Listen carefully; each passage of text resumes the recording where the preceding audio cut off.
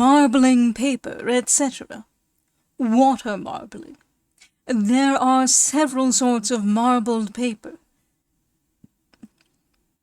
but the principal difference lies in the forms in which the colors are laid on the ground, some being disposed in whorls or circumvolutions, some in jagged lengths, and others only in spots of a roundish or oval figure. The general method of managing each kind is, nevertheless, the same. The peculiar apparatus necessary for this purpose is a trough for the floating of the colors, a quill and comb for disposing them in the figure usually chosen, and a burnishing stone for polishing the paper. The trough may be of any kind of wood, and must be somewhat larger than the sheets of paper, for marbling of which it is to be employed. But the sides of it should only rise about 2 inches above the bottom.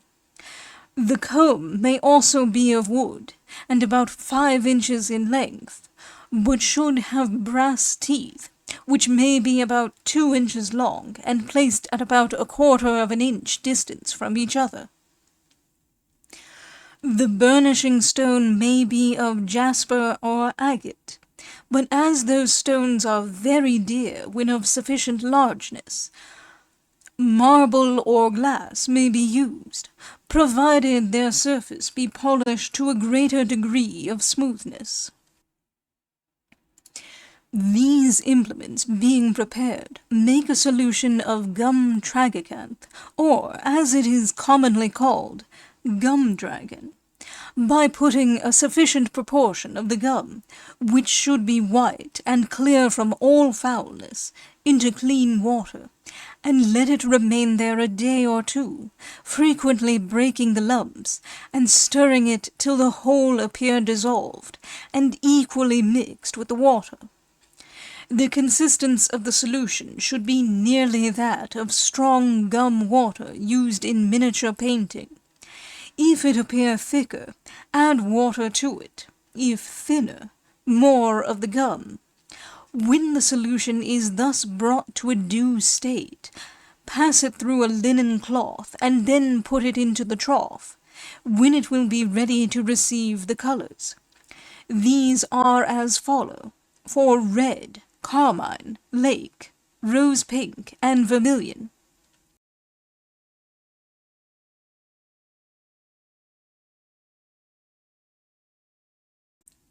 But the 2 last are too hard and glaring, unless they be mixed with rose pink or lake, to bring them to a softer cast. And, with respect to the carmine and lake, they are too dear for common purposes. For yellow, king's yellow, or Dutch pink, and yellow ochre may be employed. For blue, Prussian blue and Vedeter may be used. For green, verdigris, a mixture of Dutch pink and Prussian blue or Vedeter, in different proportions. For orange, orange lake, or a mixture of vermilion, or red lead, with Dutch pink. For purple, rose pink and Prussian blue. For white, flake white. For black, lamp black. For brown, black and yellow. Having these colors in readiness, grind them on a marble slab with spirit of wine, till they are very fine, and at the time of using them add a little fish gall, or, in default of it, the gall of a beast, by grinding them over again with it.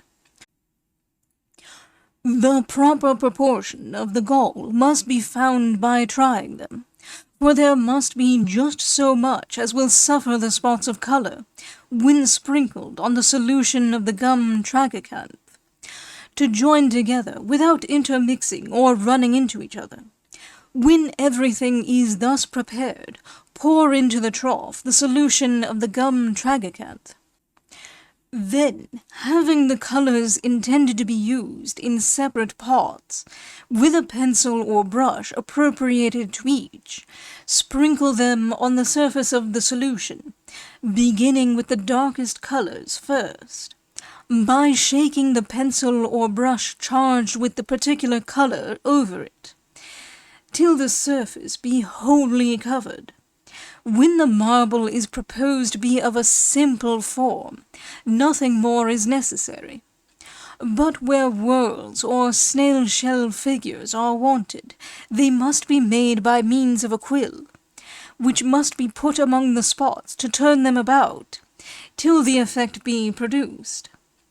Jagged lengths, or what is termed comb marble, must be made by means of the comb above described, which must be passed through the colours from one end of the trough to the other, and will give them that appearance. But if they be desired to be pointed both ways, the comb must be again passed through the trough in a contrary direction. Or, if some of the whorls or snail-shell figures be required to be added, they may yet be made by means before directed. Indeed, by a little contrivance, numerous forms may be given to the colours.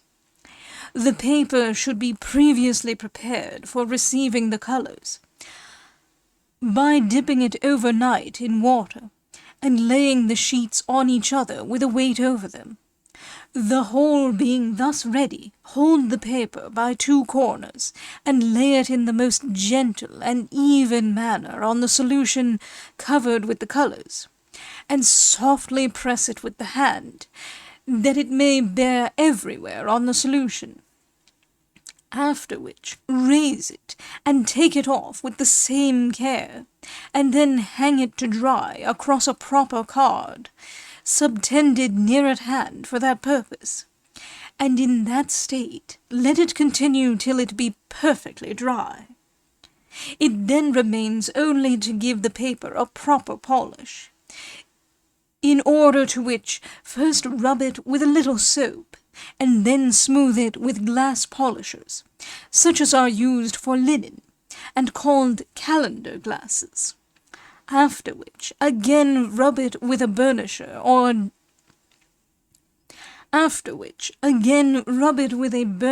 of jasper or agate, or, in default of these, with glass ground to the highest polish. For on the perfect polish of the paper depends, in a great measure, its beauty and value. Gold or silver powders may be used, where desired, along with the colour, and require only the same treatment as them, except that they must be first tempered with gum water. In marbling book edges, tie the books tight between cutting boards. Having done this, only dip the edges in, on the top of the water and colours, very lightly. Which done, take them off, and the plain impression of the colours in mixture will be upon the leaves, along the head and tail, as well as the foredge, in like manner. If some clear water be dashed upon the edges immediately after marbling, it will give the colours a clearer appearance, and what is termed set them. Nor need the superfluous colours in the tub be wasted, for they may be again intermixed, and a sheet of paper dipped in as before described, which, though imperfect in some parts, will serve for common purposes.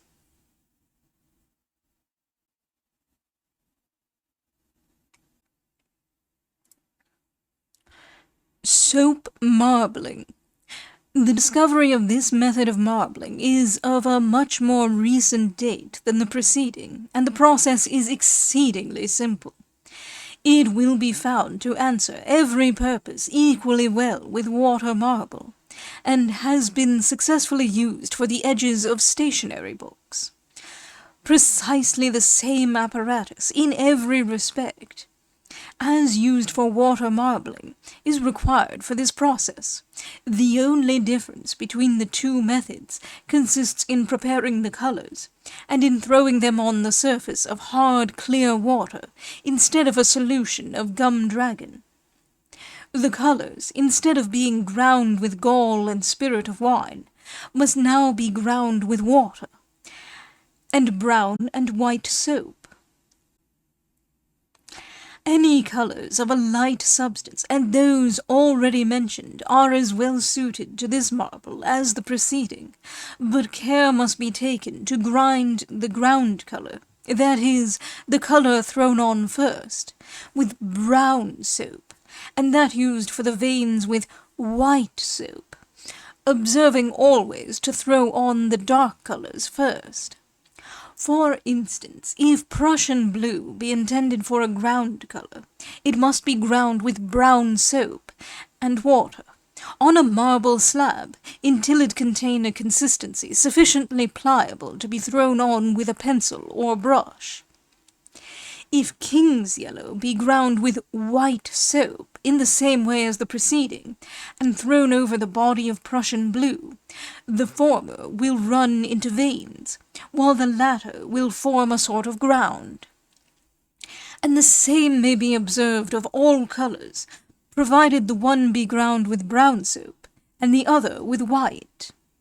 We will, however, state a few particular colours. If green be intended for a ground colour, it must also be ground with brown soap, and may be united with King's yellow, ground with white soap, which will cause it to run into veins. Lake may also be used for a ground colour, ground with brown soap, and Prussian blue ground with white soap. Brown umber, ground with brown soap, will also form a good ground colour, and flake white, ground with white soap, the veins. Vein marbling. The following, though not generally adopted, will be found an excellent method of forming a beautiful veined marble upon paper. Make a middling thick size, or paste, of flour and water, to which add a little powdered alum, and then boil it in the same manner as paste. Put some of the size, when cool, into several pots, and mix with it any of the colours, ground with water, already mentioned.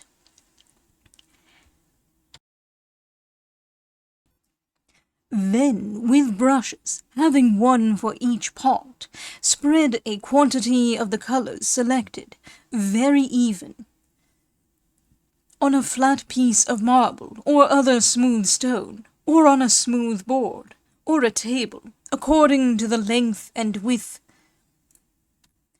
of the sheet of paper. On the coloured size thus spread, lay a strong plate of glass, or one of tin or copper, or a thin piece of board, pressing the plate, of whatever sort, gently with the hand on every part. Raise the plate by lifting up one end, and it will be found veined in every direction, by the adhesiveness of the size. Immediately lay the plate thus prepared on the paper, and with the hand again gently press on every part of the plate, which will vein or marble the paper with the same figures as were on the sized plate. If the plate of glass, which is preferable but exceptionable on account of its brittleness, be not pressed too hard, a second impression, with a beautiful sort of smaller-sized veins, may be had from the first colouring. And thus, for as many different colours as are desired on the surface, there needs only a repetition of the size containing them. A neat tortoise-shell appearance and a great variety of expressive figures may be produced this way, as also by various actions of the fingers upon the plate, before the size loses its moisture, and likewise by many times gently folding the paper.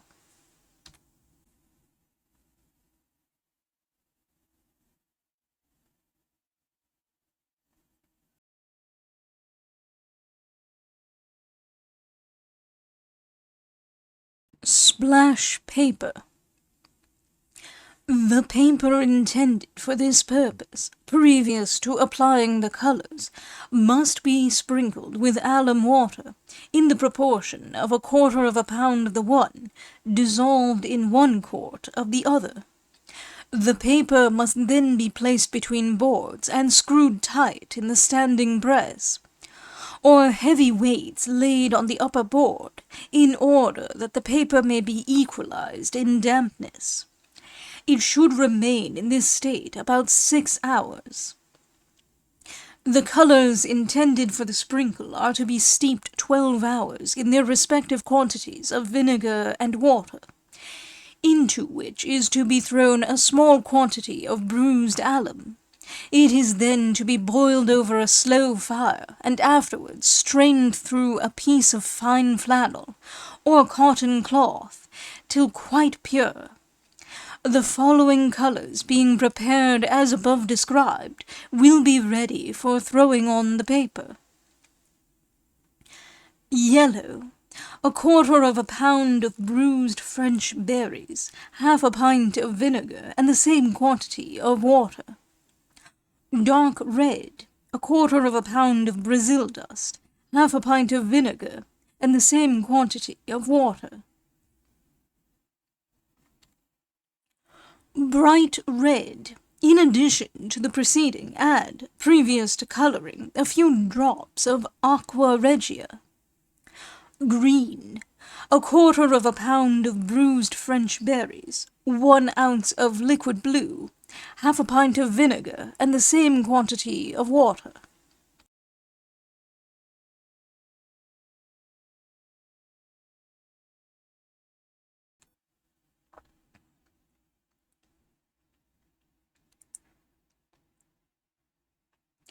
Purple. 1 pound of logwood chip with a pint of vinegar and the same quantity of water.